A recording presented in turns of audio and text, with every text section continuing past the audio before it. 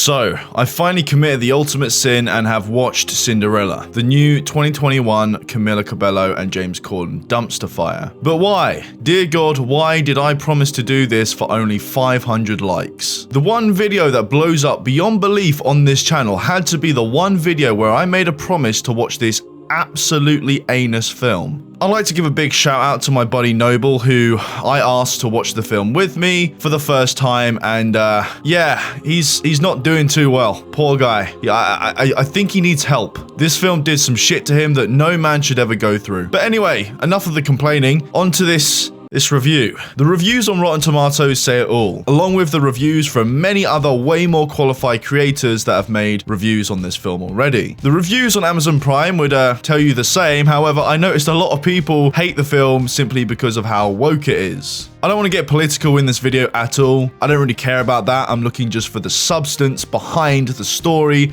the characters, the set, and everything else. I'd like to add another little shout out to Amazon for making this nearly impossible to produce. A lot of copyright issues came my way, and it turns out that any hint of audio, no matter how many seconds long, will flag up on the system and make my life a living hell. So a lot of this is going to be me explaining the clips as you see them. It's alright, I'll make it up to you. Find me in a pub, I'll buy you a pint or something, I don't know. Anyway.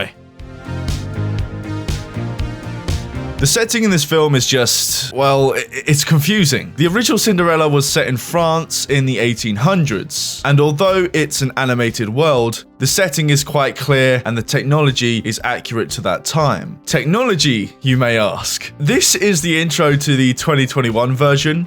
What the fuck is that? That, my friends, is an angle grinder, something that wasn't invented till 1954, 4 years after the original Cinderella film came out. And somehow they're powered without a cord being attached. I know you can get cordless ones these days, but that's not the point, so I'm already confused. Everyone looks like they came out of a 2010s hipster book club. The scenery has the atmosphere of some medieval reenactment festival. The buildings and the scenery feel like they've had no additional work done to them to make them feel more accurate to that era. And to be clear, I'm not even sure when this is meant to be set, as we'll find out later. All in all, the vibe isn't there and I'm confused. But wait, it gets better. In the film, they actually show a world map, and this is their world. Honestly, it looks like a 5-year-old drew up the world map. It's just a couple of giant blobs, and the blobs on the map are meant to be kingdoms. So in this world, there are only 2 powers, I guess, and the prince is meant to marry someone from the pink blob to unify the world or some shit like that. I'm thankful for this because at least they're honest and make it clear that this is a totally made up world where anything goes. This film is a musical, and so was the original. However, in the original, there are about 4, maybe 5 musical segments in the whole film, but in the 2021 version, which is almost 2 hours long, they have about 15 to 16, maybe even more, with weirdly spaced out moments in between. Part of the pain, at least for me, was actually having to go through and watch these musicals, because some musical segments actually had value to the plot, whereas others just...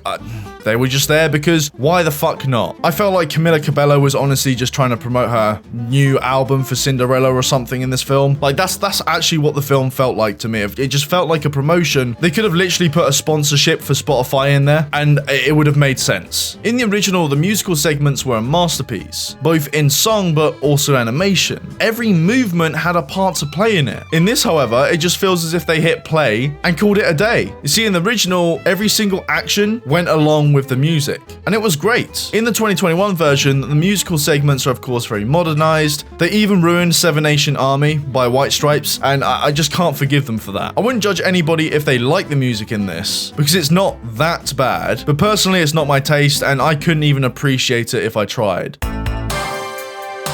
When I think of Cinderella, I don't think of a comedy show, right? I think about a nice fairy tale film about a woman who loses her slipper and gets laid. That's about it. The original had comedic moments in it. It was more slapstick. It was your good old-fashioned Tom and Jerry 1950s kind of comedy, but that was pretty much about it, right? Obviously you had a bit of comedy in there for the kids that would watch it, but at the end of the day there was a deep story behind it with genuine emotion towards the characters, and the comedy was something that was just really reserved for the mice. But Cinderella 2021 is, well, God, I don't know what to say about it. The comedy in this film is about as sophisticated as a 12-year-old ending every sentence with, "That's what she said," or "funny face equals funny."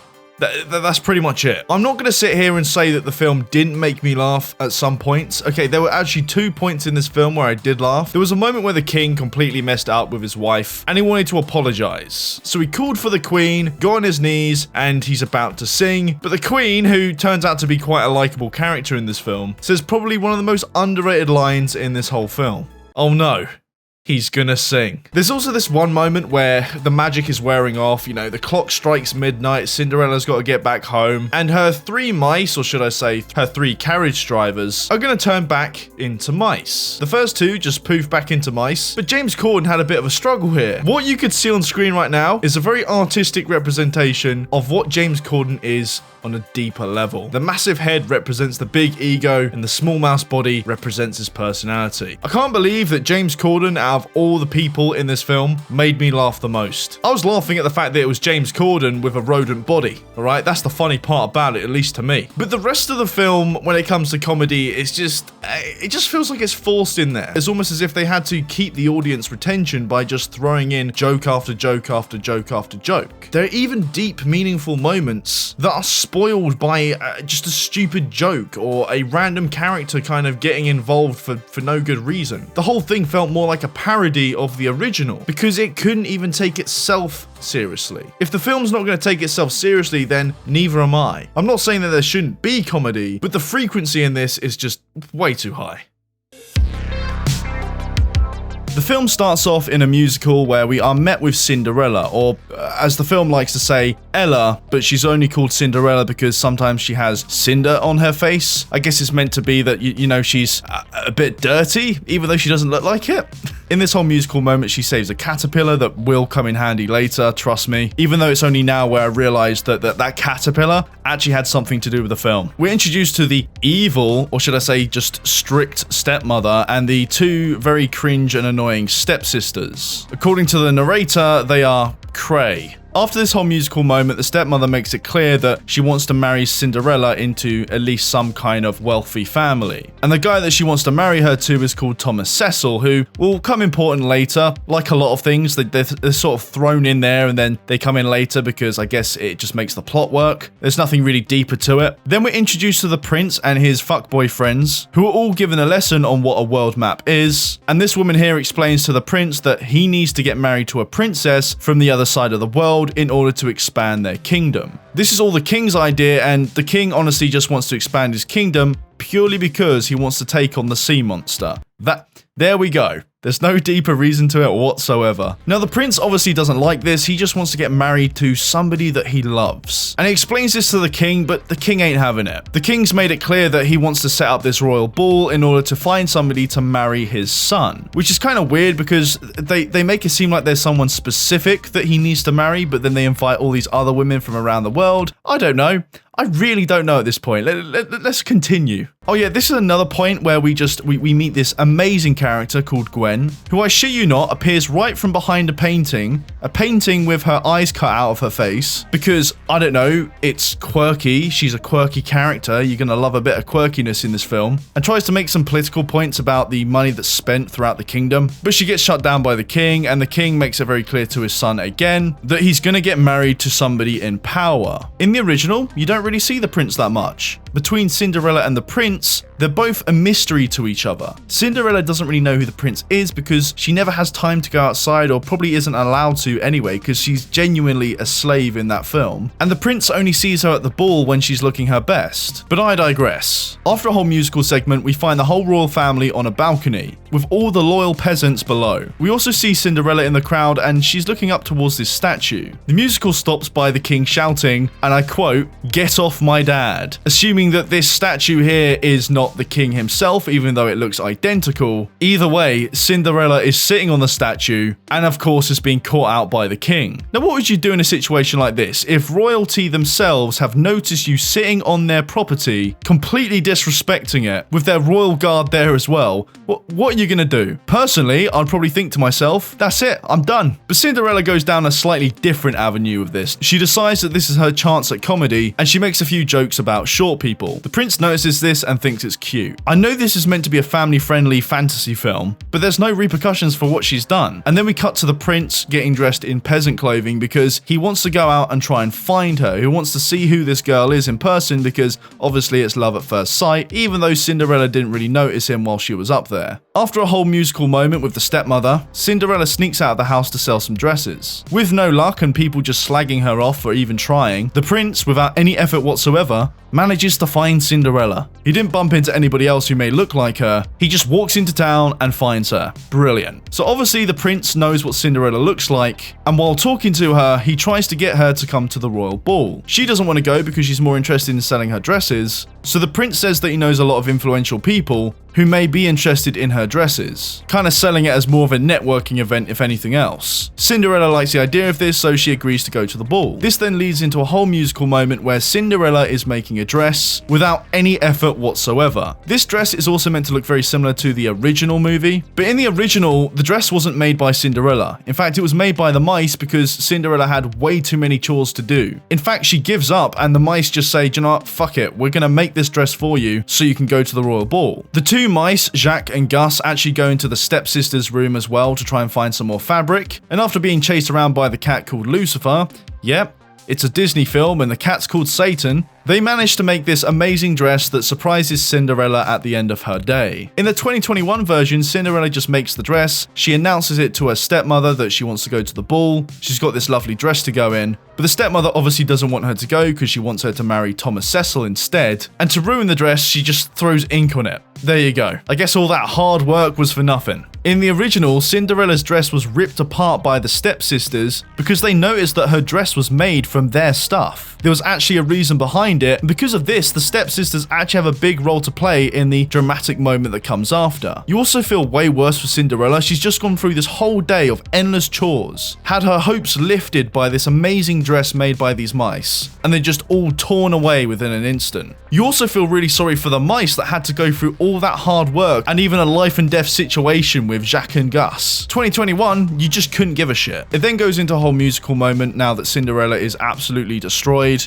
and this is where the caterpillar comes into play. Now, there were a couple of shots here and there of the caterpillar growing, but when Cinderella goes outside, you can see the caterpillar grows into a butterfly, and this butterfly comes outside and turns into the, wait for it, fabulous godmother, or the Fab G for short. The godmother uses magic to make a Cinderella dress. For some reason, she got a suit, but that quickly changed back into something more Cinderella-y, I guess. James Corden becomes human along with the other two mice, and the horse carriage is magicked into existence from a box. The fabulous godmother then explains to Cinderella that, while under this spell, nobody will recognize her. Turns out, that's not the case, and it gets really confusing. Anyway, they go off to the ball, and at the ball, Cinderella isn't noticed by her stepmother because, of course, magic. Cinderella then goes upstairs and meets a queen who likes her dress. So Cinderella explains that she made it and would like to show this queen more of her stuff. The queen accepts and says to meet her in the village no later than 4 PM. But wait whiz, you said nobody will recognize her at the ball, so how would the queen recognize her in the village? Good question. How the fuck does that work? Cinderella then bumps into a drum set, because why not? Why wouldn't she just be on the stage with the whole band? And of course the prince sees her and,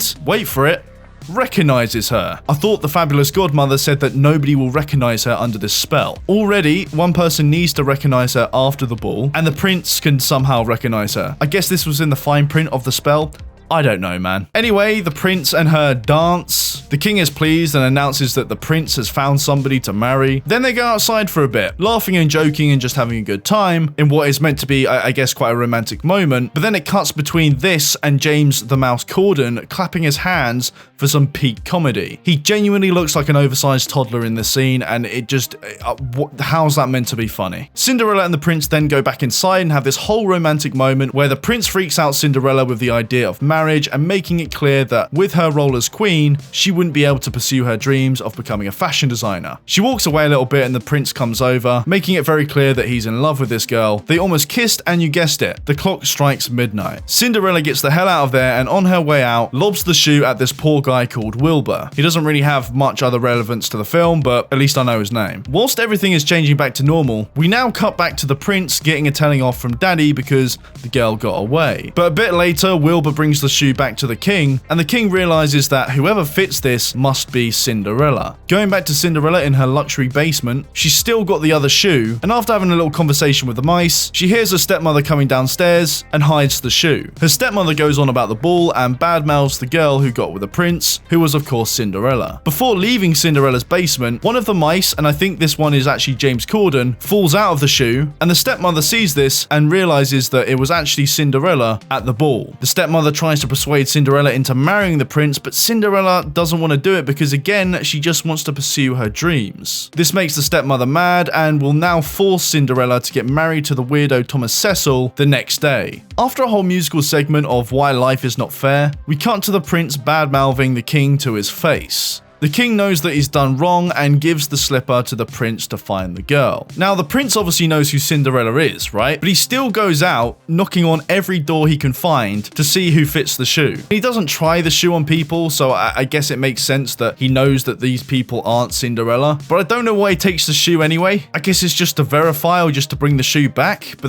they don't really make it clear. It just feels like they put that iconic moment in the original Cinderella film into this film because Cinderella. Anyway, now we can see Cinderella in the back of a carriage with her stepmother and the weirdo Thomas Cecil. But for some reason, the mice have tagged along, and we find out it's to save the day by James Corden jumping at the driver and the other mice just biting everybody else, I guess. Cinderella literally rolls out of the carriage. It's actually kind of funny, but then runs off. Thing about this is I feel like if she wanted to run away, she could have just done it. I doubt anybody could really catch up with her if she makes the first move. But I guess the mice need to have some sort of heroic moment in the film. You see, in the original film, where the king's men were actually trying to find who fits the shoe, the stepmother locked Cinderella away in her room, which meant that Gus and Jacques had to actually retrieve the key from the stepmother's pocket, bring it all the way upstairs, and also fight the cat. I'm sorry, but in the 2021 version, the mice are absolutely nothing. No substance whatsoever, besides just being carriage drivers and I guess jumping at a man. While galloping around to try and find Cinderella, the prince begins to give up. He just can't find her anywhere. There's this whole emotional moment from one of his friends who honestly has pretty much said nothing in this film until now. He talks about how nothing in life matters without love, and that you might as well be dead without it. It was a really deep moment in the film. It got dark pretty quick. But the prince realizes that he can't give up now, and for a whole musical moment, miraculously, it's almost as if they were right next to each other, finds Cinderella running away. Boom. Magic. It was fate. Something that I didn't bring up earlier because it wasn't all too relevant is that the king realizes that he was in the wrong and that by trying to force his son into a marriage that he doesn't want isn't the right thing to do. The queen actually makes this very clear by getting pissed off with the king, and the king actually has to make it up with the queen by getting on his knees and admitting his faults in, of course, song. The king made it clear to the prince as well that his sister Gwen can become queen, which means that he can go ahead and marry whoever he likes. Going back to Cinderella, where the prince explains this, they make up, they kiss, and Cinderella realizes that, oh crap, it's almost 4. I need to get back to the market so I can speak to that woman who somehow will recognize me from the ball. Time's almost up, but they manage to make it there with all of her designs laid out. She of course impresses the queen with her designs, and there we go. We've got 2 parts to make a happy ending here. We've got the love between the prince and Cinderella finally being mended, and Cinderella can be a businesswoman and pursue her career. So that's it really. That is pretty much the whole film. The only thing to add to this though is that at the end of it, Cinderella meets the royal family, they're all cool with it, they don't end up getting married because they just want to be boyfriend and girlfriend for now. Gwen announces that she's going to become the queen, and then they break out into musical of Let's Get Loud, which is basically James Corden hip thrusting on repeat. Now I was more than happy just to cut the film off there and just be like, right, that's it, let's just make this video. But I knew I had to watch all the way through, and she makes it up with her stepsisters, or now her stepsisters love her because it's a happy ending. And And right at the end, she makes it up with her stepmother, even though her stepmother was a pretty terrible person. I don't know, I think they just wanted to keep it wholesome, keep it a happy ending. You can't really hate that. But fuck me, that was a mission and a half to get through. I only do this for you guys, nobody else. I made this video to fulfill a promise, and I'm no certified movie critic, but all I can say is that this is just not a good film. Don't get me wrong, it's not the worst. I've seen worse films than this, but when you've seen the original, it just does not compare on so many levels. It feels like a low-budget music video, if anything. The message they tried to get across has no real depth to it, the plot doesn't make much sense at all, and you can really see why people hate it. Anyway, there you go, I've done it, I've watched the film, and it was painful. But thank you for watching. If you like it, then like it. If you dislike it, dislike it. Subscribe for more epic content, and I'll see you later. Goodbye.